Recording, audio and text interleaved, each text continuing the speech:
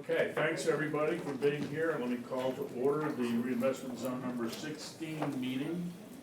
We have one item to approve the minutes from the December 4th, 2019 item, which is the red tab 1. I'd be happy to entertain a motion to approve the minutes. Motion to approve. All in favor? Aye. Motion's approved. Okay, we're now going to suspend reinvestment zone number 16, City of Houston, Texas meeting, and I will call to order the Uptown Development Authority meeting. So our first item there is to approve the minutes of the December 4th, 2019 meeting. Do I have a motion to that effect? So moved. Second? All in favor? Aye. Motion is approved. Okay. Next, do we have any questions, comments for the public? We do not. Okay. Our next action item is tab 2, page 4, Shannon. We're going to review the quarterly investment report. Okay, thank you. Page 4 is the first page of a 2-page report for the Uptown Development Authority. The reporting period is from October 1st to December 31st, 2019. This first page kind of outlines the 3 funds that we keep and the balances that are in there. For our capital projects fund, we had roughly $1.2 million with Capital One Bank, who's our primary depository. And at the end of the reporting period, we had just over $500,000 with Regions Bank. We use this account as we draw down on our $27 million note facility that we use to finance primarily Memorial Park projects. Our infrastructure funds, these funds are held with our trustee and they're used for building infrastructures for the Development Authority, and it includes capital infrastructure as well as our debt service reserve payment. So of the $30.4 million we had at the end of the reporting period, roughly 15 of that is held in debt service reserve. So a little bit more than that is for the bond proceeds that we have left over from our 2018 series, which we are using to finish up Post Oak Boulevard and those types of projects. Lastly, the affordable housing section that you hear, just over $1.3 million. This is all of debt service reserve. Affordable housing funds are sent to the City of Houston. Any increment that we have goes to the City of Houston. We pay the debt service here, but that is, we're primarily fiduciaries. We do not spend any of that. It's for debt service payment. When we get the increment in, we send it over to the City of Houston affordable housing. So those are the balances at the end of the period. The second page of this report kind of talks about those demand deposits or balances that require collateral. Our investment policy stipulates that anything that's in a deposit account has to be collateralized over FDIC insurance, and any investments have to be approved, and those are listed here as well. For Capital One Bank, again, our primary depository, we have just over $1.2 million in current deposits. You can see that we are collateralized with approved collateral, which is primarily government agencies and treasuries. For our Regions Bank balance, anything over $250, we're sufficiently collateralized there as well. And then again, with our Bank of New York Mellon, who again is our trustee for our bond proceeds, and we have $31 million. That is investments and not necessarily demand deposits. So we are invested in the Dreyfus Treasury Prime Cash Management Fund for the amount of roughly $23.7 million. And then we have a little bit of our bond proceeds left that is being invested with Regions Bank Asset Management. Again, those are investments. This middle section is the compliance training.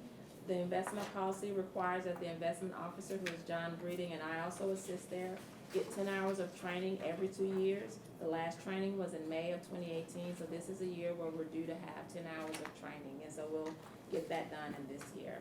And then that last section is just approved brokers and dealers that we can do investments in business with. I've heard of this for years now about the training. What, did you tell me in 25 words or less what that training consists of? I'll give As the trainee. 25 words or less. Let's have it the trainee. It is a full days, 2 days typically, of going over new legislation, any changes, and what you need to report, what you need to maintain. And then there is a period also of talking to you about how to be better financial managers, what you can invest in, how to earn more, et cetera. Shannon, is that? I think So- that's It's good. online. No, it's in person. It's in person. I will say that one year we did do online and, yeah, John hated that. And so did I actually. So we do try and get an in-person. Honestly, I would say that update on new law and legislation, how it impacts us is beneficial. But it's some repetition over the years. But I mean, you have to understand that there's some people that are the chief financial officer of City of Houston. And then there are some people in there who are just beginning to run a municipal utility district. So it's pretty good period. Y'all do that in the Bahamas, is that right? You know, I've looked for those, and I haven't been able to find it. I have done mine here on the north side, just off the North Loop, in a beautiful city of Houston. I did wrangle one in Arlington. You may have heard of that, fantastic travel spot. So now I think there is a pretty big one that all the MUD directors go to in Corpus, but I haven't ever gone to that one. I've spent most of my time on it. Shannon, have you? No, I have not. It's just Okay. right up there on the north side usually. Any questions for Shannon? Wonderful box lunches up too. I guess you're passing. So far, so good. The main requirement is that you spend your full 10 hours in the classroom. Well, that's okay. There's no. Oh.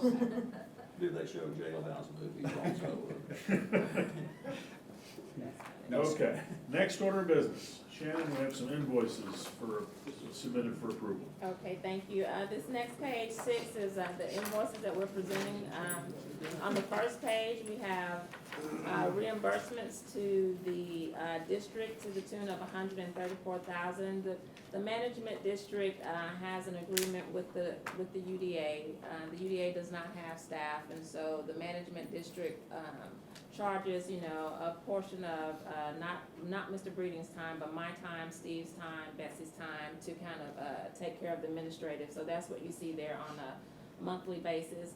The district is also getting reimbursed for professional services related to the Post Oak Boulevard project to the tune of $181,000. I'll just stop and note here, last month you gave us authorization to spend up to $150,000 to pay some of those invoices that came during the Christmas break, and we paid, you know, just about $5,000. Most of these are for 2 months worth of work. This $181,000. So then the next page, this section are those. Shannon, let me just make sure I understood. You said we paid about 5,000? About $5,000 against that $150,000. Okay. Yeah, so we did not pay very many, and again, what I'm saying is this 181 is mostly 2 months for those vendors that are listed here. The second page, those UDA contracts and work orders, these are held explicitly with the Development Authority. You can see here that we're presenting $1.3 million to you. Again, December, we paid the balance, this $500,000 plus a little bit of that $100,000, because we paid $650,000 for UDA contracts. So we used the total authority to cover those that were presented. And primarily, it was an invoice from the Gunda Corporation that is dealing with Memorial Park design. And it's, you can see for 2 months, it's a little over $1 million. So we paid one of those early, but we're presenting the whole thing here for you today. All in all, those contracts that we're presenting for professional services total $1.642 million. Also, we have UDA contract payments. These are normally for construction. When the board approves the bid for construction projects, we can pay those without authorization, but monthly authorization, but we do present these to you here for your information. Again, this is roughly 2 months worth of invoices to the tune of $3.6 million, and for a grand total of $5.245 million for payment. Shannon, $400,000 SER is highlighted. You want to? Oh yeah, that was kind of, I should have removed the highlight. That was for my internal note. Those are for, that was a retainage payment, so I just had highlight. The next pages are a little bit more detail for, Excuse me, you said that was a retainage payment? Yes, retainage release for SER. It is on the south end where they're getting close to completion, so they submitted an invoice for retainage release. Oh, Partial. please. Partial retainage, yeah. The next page is just kind of gives you a little bit more information on the invoices that we've presented to you, the contract that they are under, and if there are subs, kind of what that sub amount is. So those are the invoices. Do we want to approve those, or do you want me to go ahead and talk about the DBE? Well, why don't you, which would you prefer to be changed? I can just keep talking. Page 12. Keep going. Just keep going. Good Page idea. 12 is what we present for you on a monthly basis to kind of look at our DBE and SBE expenditures. Our goal for professional services is 24%. Our construction goal is 17%. The top half of this report, cumulative, you can see we're at 39% for professional services and 22% for construction. Year to date in this current fiscal year, that's the bottom half, we're at 57% for professional services and 16% for construction. Do we think that 16, Robert, is that number? And actually, that's going down, John, because we're trailing down on the post oak. We expect that will ramp up as we start to do Memorial Park. So Okay. as we're releasing retainage and things of that nature, you're not gonna see, this is on the tail end. So Until it we has- start spending money on Until we the start park. spending money on the park. And then again, those next pages are a little bit more detail. We have a couple of charts where you can kind of see what the percentages were for the months. And then we also have on page 16 further breakdown for our professional services, so you can see which DBE category those costs are being spent with, those funds are being paid to. I have a question on that. Yes, Um, ma'am.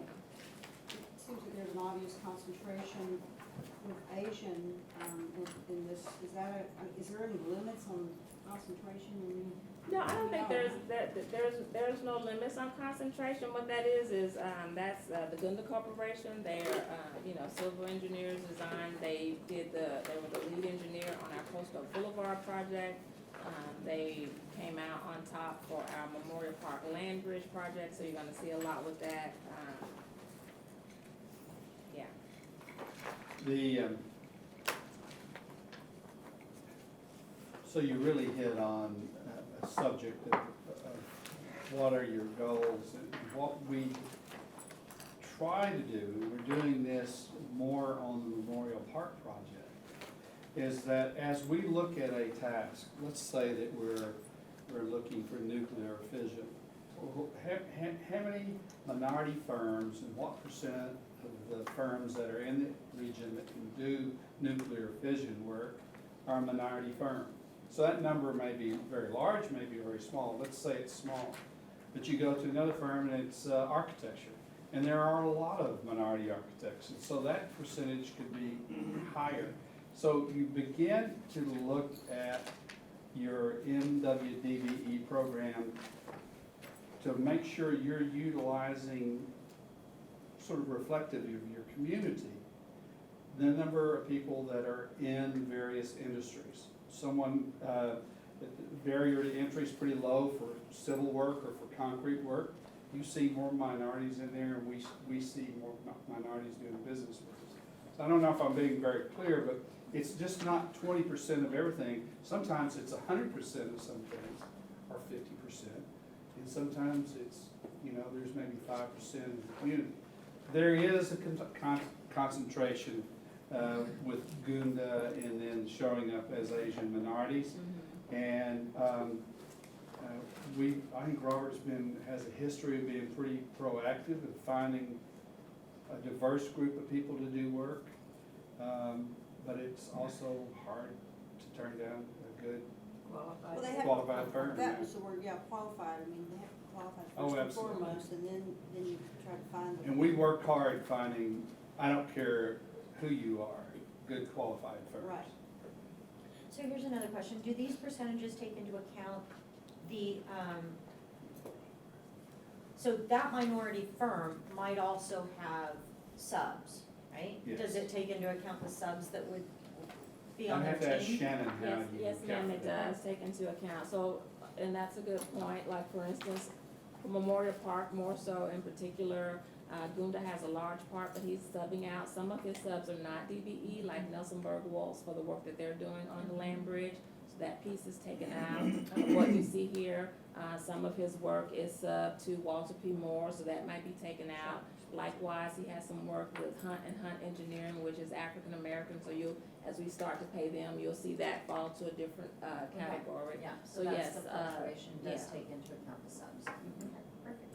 And the firms are classified, so you get a firm and that's your whole score, whatever the size of that contract is with that firm, right? Yeah. Okay. Thank you. But I will tell you, it is a constant, so, look, a good firm Yeah. is worth its weight in gold, and a bad firm, I don't care who they are, is just terrible. And we find some great firms and we're using them. When you find them, you put them where they're Yeah. qualified to do the Yeah. work, and I think that's trying to accomplish the goal. We can do better, that's our challenge, and we take that serious. And I think that we took it very serious as we moved into the Memorial Park project, working with partners that aren't used to that. And we've simply demanded that we have to. So, we're not perfect, but we are trying. Anyone else? Can you elaborate or maybe talk a little bit about the challenges of trying to take a firm the size of Uda, Yeah. and pair them up with a smaller firm so they could get the experience and somehow, not somehow, but eventually build the bandwidth over probably 10 Yeah. years? Would, Okay, Composer, Rob, I'm gonna ask you to respond, because I think what we do as much as anything is try and find some things. We try to find some things like inspection that a firm does and does well, or geotechnical subs that could do it. they're all listed here. Perhaps what we don't do is to find a minority civil engineering firm to pair up with them. And Robert, I don't know if you can speak to There's that. challenges with that, maybe. Rafael Ortega is here in the room today. Rafael started his own business, and has grown through that. Robert, you wanna? So I have to ask the question, is it a mentoring question or is it a pairing question? Because we do push the It's not primes both. to find qualified subs, and they have to take a leadership role with those subcontractors because they're ultimately responsible for the work. And they need to get them to do the work, and if they need to support them somehow, that happens. But yeah, that's a very hard push that way. No, this would be more mentoring and kind of pairing them up with someone that does the same work. So you're really kind of helping your eventual So when I was, competitor yeah, to be more successful. I'll just give you an example. So we had the Post Oak Boulevard project design process, and Gunda was our engineer. Rafael Ortega started his own firm, and Rafael came, we knew Rafael was highly capable from working with him in his past employer. And we were able to use Rafael in what I would almost say, it was in construction management, but it basically was doing, working out civil works that we might have ran in a problem in with the Gunda Corp. And so Rafael has been able, using our project as a basis, to grow his firm. Rafael, I think you said you have 15 employees today? Yes, sir. And so how many years, when did you start your firm? In June 1st of 2015. So that's an example, but I think what you're really talking about, Judson, is do we take a small minority civil engineering firm, tie them in with a larger civil engineering firm? We probably do less of that than we do finding firms that can come on and take full responsibility for geotech or for some other component like inspection. We could be better on that other side. when I was at HOK, we would do a lot of that because the city would Encourage. encourage that. And so we would look to who we were going to team up with and make sure that we do that. And it's called that mentoring program, and then it depends on the number of years or number of employees. There's a certain cap on that. you would try to bring them onto your team and go about it that way. So maybe it That's is harder. something, it is harder, Yeah. but at the same time, we had great results because it was something that the city appreciated, but you also had to meet that certain percentage in order to get the work. So it was something that was, we always do really well in our percentages, but I think that it is something to kind of consider and maybe having lists that they could look at as far as, you know, different architectural firms or landscape or whatever it is, and kind of make it easier for them that way. Because then they also have to be, do subs have to be on our list as well of No. approved vendors? No, subs do not. So then that might make it easier. As we get into construction, We qualify that to be in the city. yeah, In the city system, okay.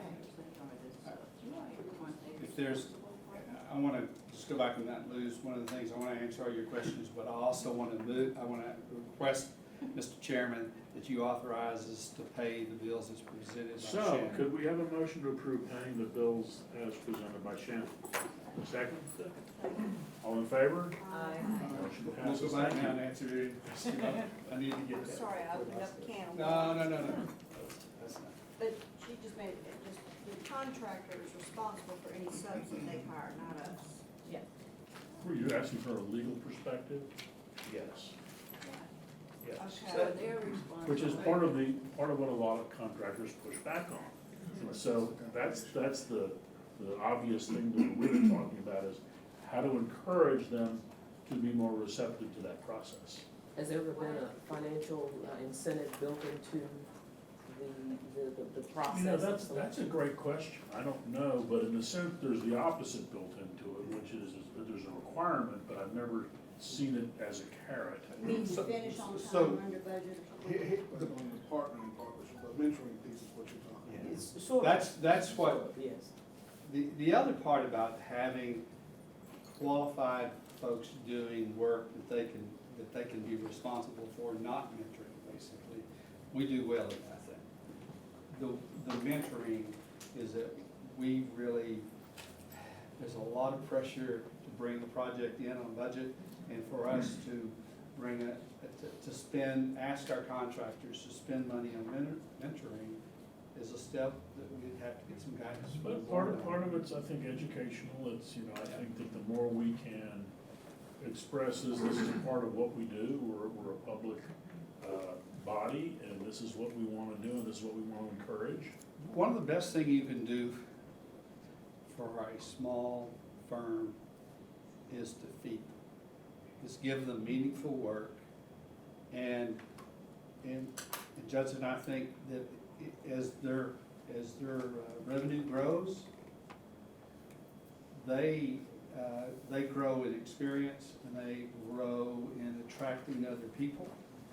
And so mentoring is a good idea, but giving them meaningful projects that they can provide meaningful services on is, I mean, the bottom line is, and I'm gonna go back to Raphael's company, he had a basis that he now could, if you will, pay the bills of a young startup company because he had a commitment from us. And because of that, he's able to grow his firm and to bring in and attract people that maybe have some of the skills. So I think you have to ultimately do all of this. And I'll just admit that I don't think we have done what I would call, in the purest of sense, mentoring within our contracts. We've certainly grown young firms. And I think that as part of that, sorry, No, it's, go ahead. no.